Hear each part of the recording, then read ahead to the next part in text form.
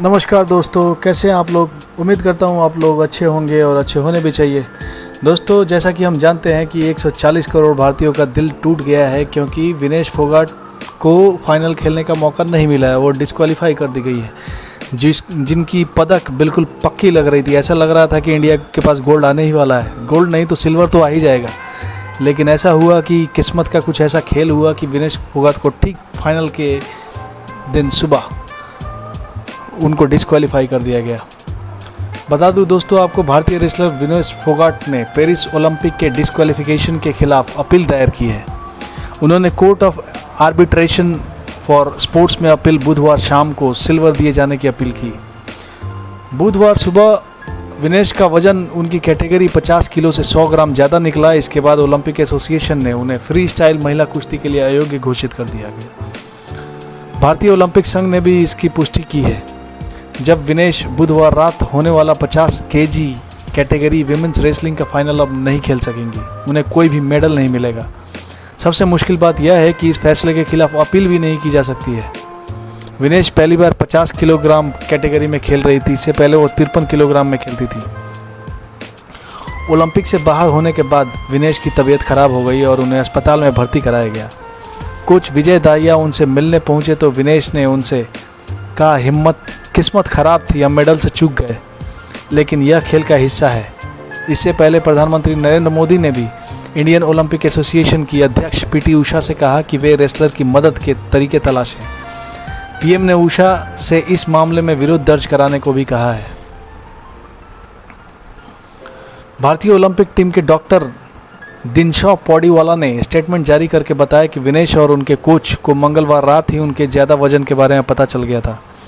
इसके बाद विनेश पूरी रात नहीं सोई और वजन को तय कैटेगरी में लाने के लिए जॉगिंग, स्किपिंग और साइकिलिंग जैसी एक्सरसाइज करती रहीं।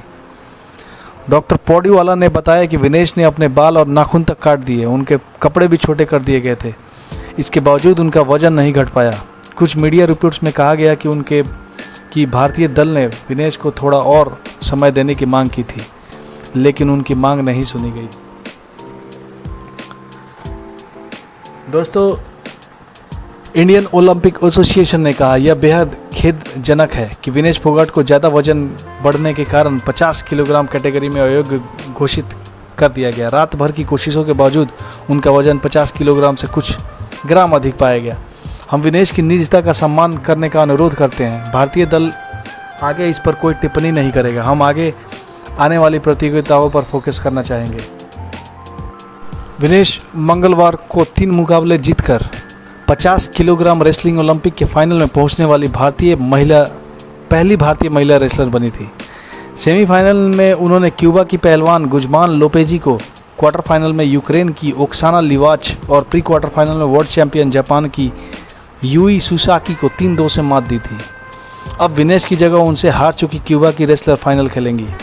विनेश को बुधवार रात करीब 10 बजे गोल्ड मेडल के लिए अमेरिकी रेसलर सारा एन हिल्डरब्रांड से मुकाबला करना था। ओलंपिक नियमों के मुताबिक अब विनेश की जगह सेमीफाइनल में उनसे हार चुकी क्यूबा की गुजमान लोपेजी ही खेलेंगी फाइनल। विनेश फोगाट का यह तीसरा ओलंपिक है। 2016 के रियो ओलंपिक में वे चोट की वजह से बाहर हो गई थी। इसके बाद 2020 के टोक्यो ओलंपिक में वे क्वार्टर फाइनल में हार गई थी। पेरिस ओलंपिक में विनेश अपना कोई मुकाबला नहीं हारी थी। मंगलवार को फाइनल में पहुंचने के बाद उनका एक मेडल पक्का माना जा रहा था। इससे पहले बता दूं कि पीएम नरेंद्र मोदी ने सोशल मीडिया पर लिखा, विनेश आप चैंपियंस की चैंपियन हो। आप भारत के लोगों के लिए गर्व और प्रेरणा है। आज का झटका दुख देता है। काश शब्द उस निराशा की भावना को व्यक्त कर पाते हैं जो मैं अनुभव कर रहा हूं। मैं जानता हूं कि आप चुनौतियों का डट कर मुकाबला करेंगी। ऐसा आपका स्वभाव रहा है। मजबूत होकर वापस आओ, हम सब आपके साथ हैं। विनेश वही पहलवान हैं जिन्होंने भारतीय कुश्ती संघ के पूर्व अध्यक्ष बीजेपी सांसद ब्रजभूषण सिंह के खिलाफ आंदोलन छेड़ा था। महिला पहलवानों के यौन शोषण के विरोध में प्रदर्शन करने पर विनेश को दिल्ली की सड़कों पर घसीटने की तस्वीरें भी वायरल हुई थी।